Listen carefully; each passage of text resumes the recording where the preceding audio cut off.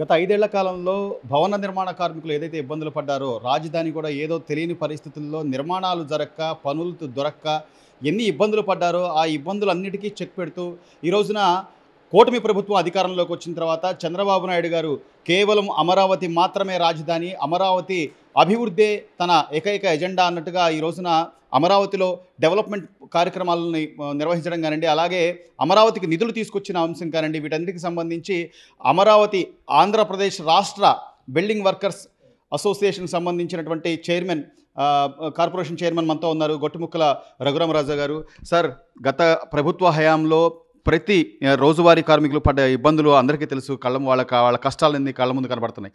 ఇప్పటికైనా అమరావతి రాజధాని చేసిన తర్వాత ఎలాంటి పురోభివృద్ధి ఉండబోతుందంటారు వాళ్ళ సంక్షేమానికి సంబంధించి కానివ్వండి? గత 5 ఏళ్ళు భవన నిర్మాణ కార్మికులు చాలా గడ్డు పరిస్థితి ఎదుర్కొన్నారు. దేశంలోనే ఏ రాష్ట్రం లేని విధంగా పని లేక 64 మంది ఆత్మహత్య చేస్తున్నారు భవన నిర్మాణ కార్మికులు. ఇసుకని కృత్రిమంగా కొరత సృష్టించి ఇసుక లేకపోవడం వల్ల, పని లేకపోవడం వల్ల 64 మంది చనిపోయారు. ఈ రాష్ట్రంలో అత్యధిక శాతం ఇబ్బంది పడిన వర్గం ఏముందంటే అందులో భవన నిర్మాణ కార్మిక వర్గం. ఇప్పుడు ఎన్డీఏ కూటమి ప్రభుత్వం చంద్రబాబు గారి నాయకత్వంలో ప్రభుత్వం ఏర్పడిన తర్వాత నిర్మాణ రంగం మన రాష్ట్రంలో బలపడతా ఉంది, అభివృద్ధి చెందుతూ ఉంది. నిర్మాణ రంగాన్ని అభివృద్ధికి ప్రభుత్వం అనేక చర్యలు తీసుకుంటూ ఉంది. కాబట్టి ఇప్పుడిప్పుడే పనులు స్టార్ట్ అవుతూ ఉన్నాయి. అదేవిధంగా గత ప్రభుత్వంలో అమరావతిని పక్కన పడేశారు, పోలవరం రివర్స్ టెండరింగ్ పేరుతో మూసేశారు. దాంతో కార్మికుడికి పని లేకుండా పోయింది. ఇప్పుడు ఒక పక్క అమరావతి, ఒక పక్క పోలవరం, రెండు కూడా పనులు శరవేగంగా సాగడానికి సిద్ధంగా ఉన్నాయి. అమరావతి టెండర్లు పిలిచారు, పోలవరంకి సంబంధించిన ట్రయంఫామ్ వాళ్ళు మళ్ళీ స్టార్ట్ అయిపోతూ ఉంది. అదేవిధంగా నిర్మాణ రంగం నుండి సంబంధించిన వ్యాపారస్తులు కూడా వాళ్ళ అందరూ కూడా ఇన్వెస్ట్మెంట్ చేయడానికి ఆంధ్రానికి రావడానికి సిద్ధంగా ఉన్నారు.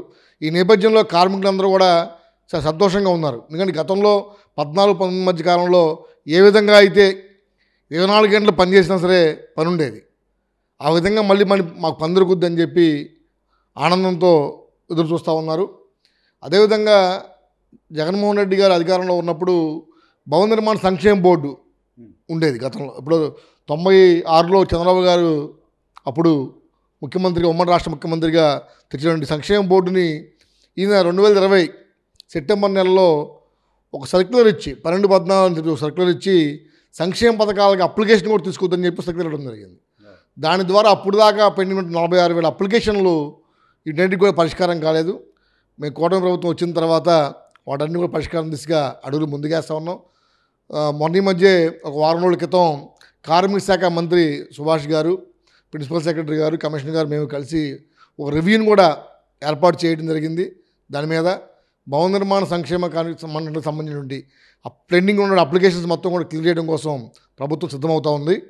అదేవిధంగా ఇవాళ ఇతర రాష్ట్రాల నుంచి వచ్చి పనిచేయడానికి ఇక్కడ ఉండేంత పని కల్పించబోతూ ఉన్నారు. ఇవాళ మనం చూసాం, ముఖ్యమంత్రి గారు, యువ నాయకుడు లోకేష్ గారు దావోస్ వెళ్ళి అనేక పరిశ్రమలు తీసుకురాబోతున్నారు. పరిశ్రమలు వస్తే ఆ పరిశ్రమ నిర్మాణానికి సంబంధించి కార్మికులు అవసరం అవుతారు.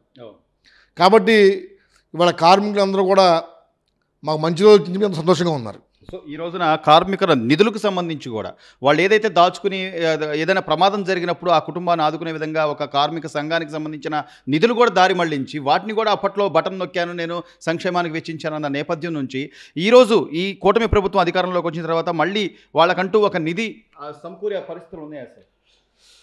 భవన నిర్మాణ సంక్షేమ బోర్డుకి సంబంధించి ఈ రాష్ట్రంలో ఏ నిర్మాణం జరిగినా 1% సెస్ రూపంలో ఆ సంక్షేమ బోర్డుకి జమ చేయాలి. గత 5 ఏళ్ల కాలంలో అసలు నిర్మాణ రంగమే లేకపోవడంతో నిధులు సమకూర్చడం తగ్గింది. అదేవిధంగా ఉన్న నిధులు 1860 కోట్ల రూపాయలు పవర్ ఫైనాన్స్ కార్పొరేషన్ ద్వారా ప్రభుత్వం తీసుకోవడం జరిగింది గత ప్రభుత్వం. అవన్నీ కూడా సంక్షేమ బోర్డులు జమ చేయాలని చెప్పి మేము ప్రభుత్వాన్ని కోరుతా ఉన్నాం. అదేవిధంగా ఇప్పుడు నిర్మాణ రంగం అభివృద్ధి చెందుతుంది కాబట్టి, అదేవిధంగా తెలంగాణ విడిపోయినప్పుడు 600 కోట్ల రూపాయలు ఉమ్మడి బోర్డు నుంచి ఆంధ్రాకి రావాల్సిన వాటా రావాల్సి ఉంది. దాని మీద కూడా మన తెలంగాణలో సమావేశంలో మన ముఖ్యమంత్రి గారు గారితో మాట్లాడినప్పుడు, ఇద్దరు ప్రిన్సిపల్ సెక్రటరీలు కూడా మాట్లాడుకున్నప్పుడు అవి కూడా త్వరలో రాబోతూ ఉన్నాయి. 600 కోట్లు కూడా త్వరలో రాబోతూ ఉన్నాయి. సంక్షేమ పథకాలు ఏవైతే 14 రకాల సంక్షేమ పథకాలు అందుబాటులో ఉండేవి, ఎవరికి మన భవన నిర్మాణ కార్మికులు సపరేట్గా. అవన్నీ కూడా నేను బటన్ నొక్కుతున్నా కదా, ఆ బటన్ చాలు ఇంకేం వద్దని చెప్పి జగన్మోహన్ రెడ్డి ఆపేయడం జరిగింది. అవన్నీ కూడా మళ్ళీ రీస్టార్ట్ చేయబోతా ఉన్నాం. ఖచ్చితంగా భవన నిర్మాణ కార్మికుల సంక్షేమం కోసం తెలుగుదేశం పార్టీ కట్టుబడి ఉంటుంది. So AP state working board అంటే అడ్వైజరీ కమిటీ చైర్మన్గా మీరు బాధ్యతలు తీసుకున్న తర్వాత కార్మికులు అంటే గతంలో అన్నా క్యాంటీన్లు కానివ్వండి, లేకపోతే అనేక రకాల ఇబ్బందులు వాళ్ళు పడ్డ నేపథ్యం నుంచి ఈ రోజున అన్నా క్యాంటీన్లో ఒక 5 రూపాయలకు భోజనం దొరుకుతుంది, వాళ్ళకి పని ఉన్నా లేకపోయినా, ఇసుకను ఉచితం చేశారు. ఇవన్నీ వాళ్ళ నుంచి ఫీడ్బ్యాక్ మీకు ఎలా ఉంది సార్? వాళ్ళ ఆనందం కానీ వాళ్ళ సంతోషం కానీ? భవన నిర్మాణ కార్మికులు నేను చైర్మన్ అయిన చాలామంది కార్మిక నాయకులు వచ్చి కలవడం జరిగింది. పార్టీలకు అతీతంగా, యూనియన్లకు అతీతంగా అన్ని రకాల యూనియన్లకు సంబంధించిన నాయకులు కూడా, నా ప్రమాణ స్వీకారానికి కూడా ఇతర యూనియన్ నాయకులు కూడా రావడం జరిగింది. వాళ్ళందరూ చాలా సంతోషంగా ఉన్నారు ఇవాళ. ఎందుకనంటే ముఖ్యంగా ఇసుక అనేది ఫ్రీగా దొరుకుతుంది ఇవాళ. గతంలో బంగారం దొరికేదేమో కానీ ఇసుక దొరికేది కాదు పాత ప్రభుత్వంలో. ఇప్పుడు ఇసుక ఫ్రీగా దొరకడం వల్ల నిర్మాణ రంగం చాలా హ్యాపీగా ముందుకు సాగుతుంది.